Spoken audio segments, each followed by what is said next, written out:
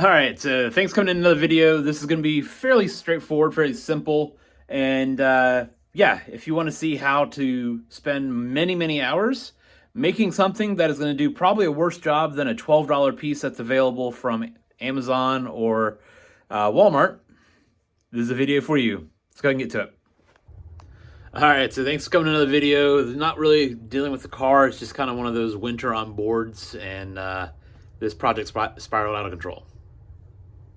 So as you saw from the thumbnail, we got driving gloves, driving helmet, and this little random contraption that's sitting underneath it.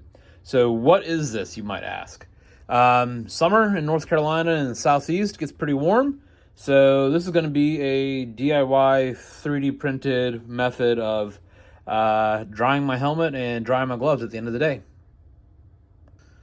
So let's go ahead and take stuff off of the rack and kind of show you what we got. And just like that, we've got helmet side, glove side, a little support structure, and kind of walk you through it. So this particular frame, so if you take the glove part off and get that out of the way, this whole frame was something I found on Maker's World. So I think it's an Italian guy who made it, or at least the parts looked like they were in Italian, file name wise. Anyways, I'll link him in the description, but this is basically what he intended for it. So this other plate was a flat plate, and basically throw your gloves on it. I didn't think that's going to be the best way to dry my gloves, so that's why I made some changes. But yeah, this is what he created as far as the helmet nozzle drying thing. And notice it doesn't have any additional holes in here, so all the air is just going to be going straight up to where like your head would actually be, the top of your head. Cool. And so if you haven't figured it out, these large holes measure roughly 120 millimeters.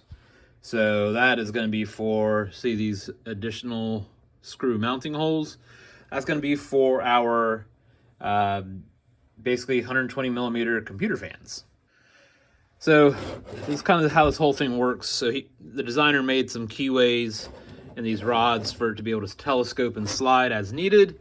He did also include in the print file these little caps. If I can even pick one up.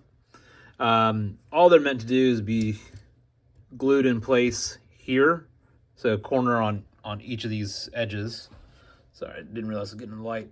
So each of these edges, that way this remains captive. So as you can see, that will pull all the way out. So add those. This thing can't come apart. These legs, they just kind of snap in place. Really nothing to it. And the last piece is this middle bracket. That's how it is when it is printed for each of these legs. But then you can just drop these slots in, and now it's finished and it gives you the same grade going across. Yeah, so get into some of the actual parts that I did, and we'll get into the challenges here in a second. But again, I didn't want to have my gloves just laying flat across this plate and just having some fan blow on them. I wanted to be able to blow into them. So thought to use this, but then it's not anywhere tall enough to actually have these gloves. So instead of trying to exactly model this and keep these, I don't know, you want to call them these ribs or veins or whatever you got, I basically took the same approach but a little bit differently. And I've got all these little holes, 2.5 millimeter holes. So as air is filling up each of these tubes, air will start getting pushed out. And again, air is going to do what air does, leaves passive resistance. That's why I printed and made these little caps as well. So I do have a couple holes up here to help let air go into the fingertip area of the gloves, but also providing a little bit of back pressure to actually force air out of these holes on the sides. And these plates, they will end up being super glued in. all they are is just got I don't know, 5mm thick or so, and there's a slight bit of a draft to it. That way it helps index it in place, and then you can just put it in. Makes it pretty straightforward. Anyways, but yeah, I will glue these in for, I guess, final use. And I did end up adding these little small fillets around this part. I did that for a different reason, but I think having some more strength is not a bad thing. I mean, sure, I could break it, but for what it is, it's perfectly fine. All right, so now we've seen kind of what this is going to become. Let's look at how we got here, aka my bleep ups. So 1, 2, 3, 4, 5, 6, 7 pieces of waste. Generally speaking, after you make a mistake, you go back, you fix it, and that mistake's gone. Ideally. All right, so this is the first piece that I printed after drawing it up. This is really just kind of a test piece. I didn't need to print the whole thing, but I did print the whole thing just because I wanted to actually see what all the changes I need to make. So, first mistake. Well, I shouldn't have a lip here. That should not be a lip. I'm not sure if you'll be able to see it, but there's a little bit of a different color there. There's just no material behind it because there's not supposed to be. Oh well. Going into the second item is this overall dimension is a little bit too large. So I can get my glove over top of it. Try to do this one-handed. Cool. I can get it on, but I'm gonna have to stretch it over this the wrist gusset, and I didn't really want to keep doing that for extended periods of time. So we're going to shrink this. We're going to remove that lip, and then also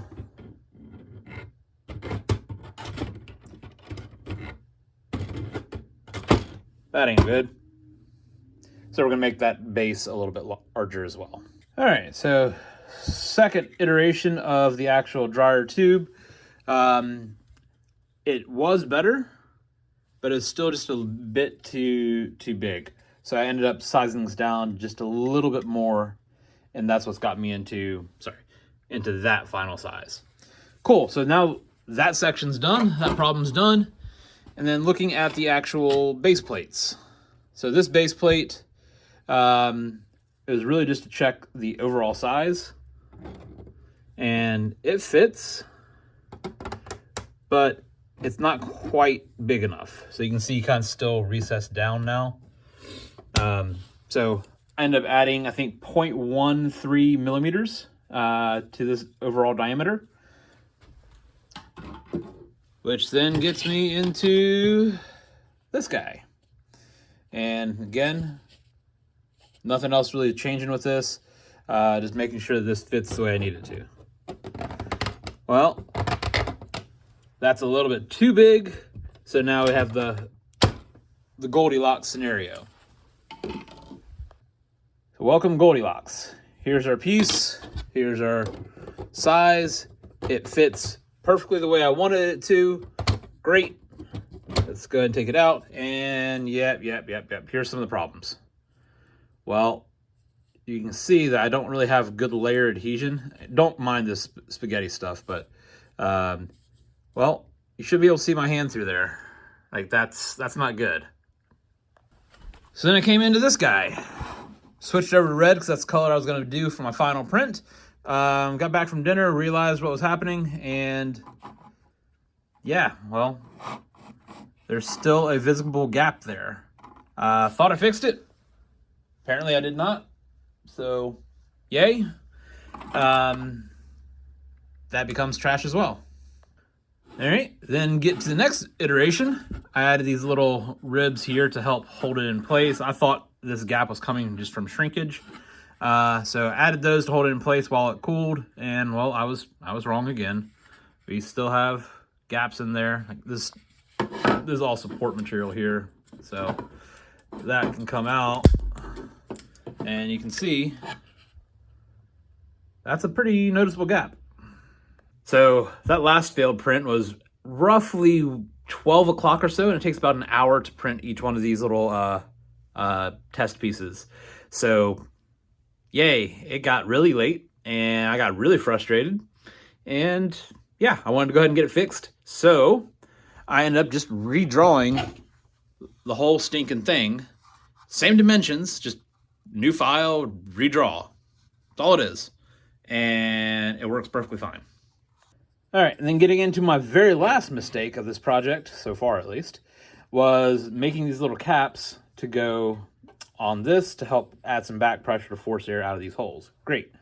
Open up my model, pull the dimensions, printed one piece. Great. Except I grabbed the outside dimensions, not the inside dimensions. Good job, Jordan. And then made those changes, reprinted it. Yay. So like each of these little plates, they only took like, I don't know, 15 minutes or so to print. So not the big end of the world there, but this base plate all the way up, that was a 6-hour print. That one was probably 3 hours, 3.5 hours worth. This one was a little bit more. That was closer to 5. That was a 6-hour print. This is an hour 15.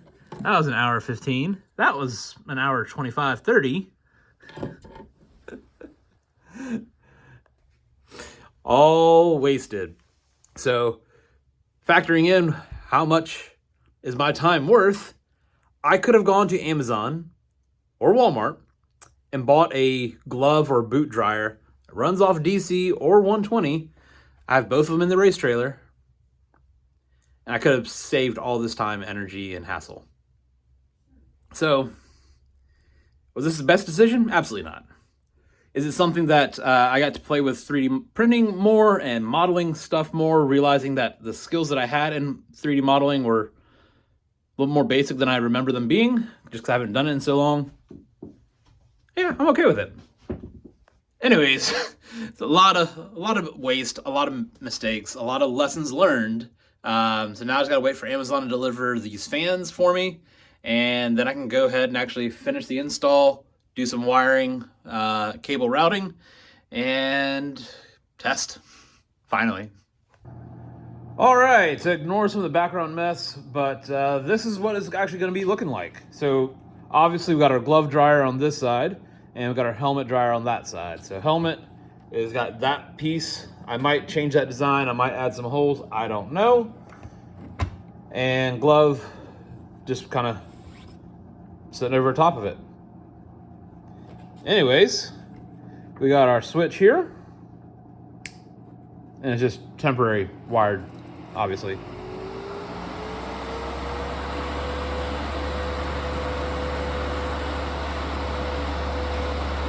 There's absolutely air coming out of all of these holes.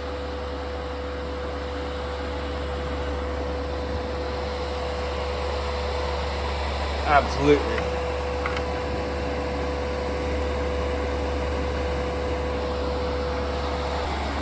So that's basically what we got. Got our dryer in there, and got our glove dryer over here. So yeah, works out pretty well. Anyways, so this is fairly simple, mostly 3D printed, just with some purchased computer fans. Yeah, it's a fun little project.